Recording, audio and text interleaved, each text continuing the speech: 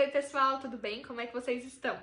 No vídeo de hoje a gente vai falar um pouquinho sobre o humor e os recursos linguísticos que levam a ele. Para começar, um estudioso chamado William Propp conseguiu perceber que algo incomum entre as coisas que tinham humor era exatamente um traço: a quebra de expectativa. Esse efeito de quebra de expectativa a gente pode chamar de efeito surpresa. É quando a gente espera alguma coisa, a gente cria uma expectativa e essa expectativa é quebrada, a gente se surpreende com o final daquele contexto, né? É importante dizer, no entanto, que o efeito de quebra de expectativa, esse efeito que a gente pode chamar de efeito surpresa, ele não é sempre acompanhado de humor. Há diversas quebras de expectativas que não são humorísticas, né? E pra gente falar de quebra de expectativa que não é humorística, é só a gente pensar nos encontros aí com os crushes, né? A gente vai com uma expectativa alta, uma expectativa boa, e às vezes a gente quebra a cara e a pessoa não é aquilo que a gente pensava. Você chega lá e não é tudo isso. Então, quebrou sua expectativa. Essa quebra de expectativa não está carregada de humor, né? Você não fica feliz rindo lá à toa, sendo que você não gostou da pessoa. Então, nem toda quebra de expectativa, nem todo efeito surpresa é cômico, leva ao humor. Não, mas todo humor tem um pouquinho de quebra de expectativa nele. Apesar também de que, quando há humor, nem todas as pessoas acham tanta graça naquela quebra de expectativa. Então não é uma coisa 100% equilibrada, não é uma coisa que é humorística que vai ter o mesmo efeito para todo mundo. Alguns vão achar aquela quebra de expectativa genial e vão rir muito, e outros vão achar aquela quebra de expectativa meio normal e vão só dar um risinho de sorriso de canto de lábio. E igual eu falei, o humor não vai ser tido como igual para todo mundo, porque cada quebra de expectativa vai gerar uma sensação em cada pessoa, né?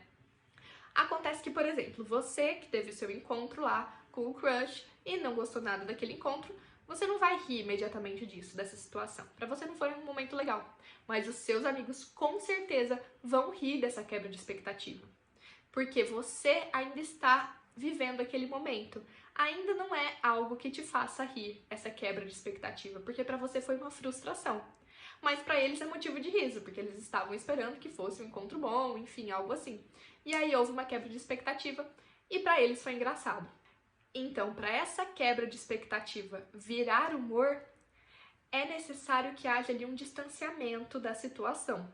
Tem um filósofo chamado Bergson que diz algumas palavras sobre o humor e essa quebra de expectativa. Olha só o que ele diz. O cômico exige algo como certa anestesia momentânea do coração para produzir todo o seu efeito. Então ele quer dizer que uma pessoa que vive aquela quebra de expectativa, que ela tá ali com todo o coração naquela quebra de expectativa e quebra a cara, ele vai só se frustrar e não vai achar aquilo cômico, igual eu falei. Porém, se a pessoa está distante daquela situação, ou seja, se ela está com anestesia momentânea no coração, se ela não se envolve, se ela não envolve o coração dela mesma, ela está anestesiada, aí sim, essa quebra de expectativa vai gerar um riso, um humor. E há diversas maneiras de produzir esse efeito de quebra de expectativa e causar humor. Muitos desses efeitos são causados pelas palavras, ou seja, pelos recursos da própria língua, de como a gente se expressa. Então, a gente chama isso de recursos linguísticos. Um dos recursos linguísticos mais usados para quebrar essa expectativa e gerar humor é a ambiguidade. E para quem não lembra, a ambiguidade é quando uma expressão, uma palavra, ela pode significar mais de uma coisa. Geralmente, uma piada, uma tirinha, uma charge, ela traz aí essa ambiguidade para quebrar a expectativa rapidamente do leitor ou de quem está escutando. E você pode me perguntar, mas como é que funciona essa ambiguidade, né? Como é que faz isso? Tem uma tirinha do Mort Walker que se chama Recruta Zero, que diz assim: são dois meninos, eles estão na escola, e um menininho fala pro outro: sonho em ser um grande general como meu pai. Aí em seguida o outro pergunta: seu pai foi um general famoso? E o primeiro menininho responde: não, ele tinha o mesmo sonho. Ou seja, aí temos uma quebra de expectativa.